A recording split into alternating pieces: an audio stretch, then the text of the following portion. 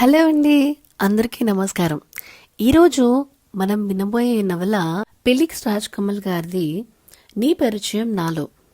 ఇక ఆలస్యం లేకుండా కథలోకి వెళ్ళిపోదాం. ఆ రోజు ఆఫీస్లో కొత్త ఉత్సాహం కనిపించింది. అర్జున్ వచ్చిన తర్వాత టీం మొత్తానికి కొత్త ఎనర్జీ వచ్చినట్టుంది. ఆయన ప్రజెంటేషన్ స్టైల్, మాట్లాడే విధానం ప్రతి ఒక్కరిని ఆకట్టుకుంటుంది.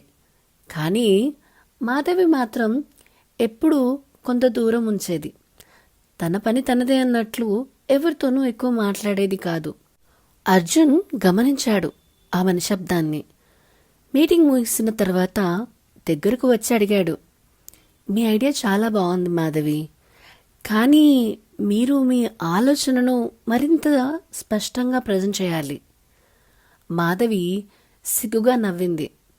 థ్యాంక్ యూ సార్, ప్రయత్నిస్తాను అని చెప్పింది. సార్ అనకండి, అర్జున్ అంటారు నన్ను.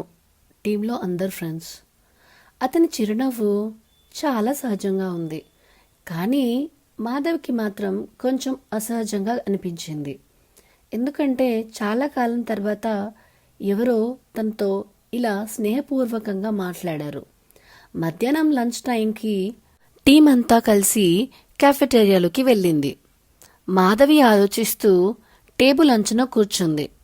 ఒక కాఫీ కప్పు తాగబోతుంటే అర్జున్ ముందుకు వచ్చి ఆమె ప్లేట్ దగ్గర ఒక చిప్స్ ప్యాకెట్ పెట్టాడు.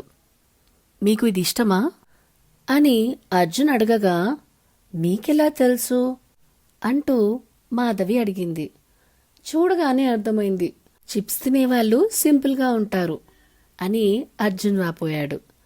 అదేంటి, తాత్విక మాటలంటారా అని మాధవి అనగా, తాత్వికం కాదు, అబ్జర్వేషన్ అని అర్జున్ అంటాడు. మాధవి నవ్వుకుంది. చాలా రోజుల తర్వాత వచ్చిన ఆ నవ్వు ఆమెకి కొత్తగా అనిపించింది. ఆ రోజు సాయంత్రం ఆఫీస్ నుండి బయలుదేరే సమయానికి భారీ వర్షం మొదలైంది. మాధవి రైడ్ బుక్ చేసుకుంది, కానీ కారు ఆలస్యంగా వచ్చింది. అర్జున్ తన కారు దగ్గర నిలబడి చూసి అడిగాడు, మాధవి, రైడ్ వచ్చే వరకు ఎందుకు తడవడం? రండి, నేను డ్రాప్ చేస్తా.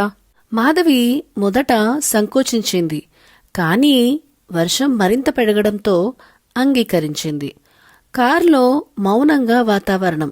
రేడియోలో శైలజ గారి గలం, వానలో పాడే పాటలు ప్రేమను గుర్తు చేస్తాయంటారు అని. మాధవి కిటికీకి వెలుపల వాన చినుకులు చూస్తుంది.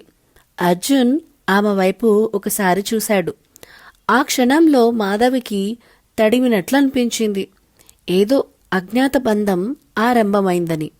ఇల్లు దగ్గర ఆగినప్పుడు ఆమె తలుపు తెరిచి సిగ్గుగా థ్యాంక్ యూ అంది. Welcome, tomorrow morning coffee treat mind అన్నాడు అర్జున్. ఏమిటి అని అడిగింది మాధవి అర్థం కాక. ఇంత సీరియస్గా ఉండకండి, స్నేహితులు కదా. ఆ మాటలతో మాధవి నవ్వింది.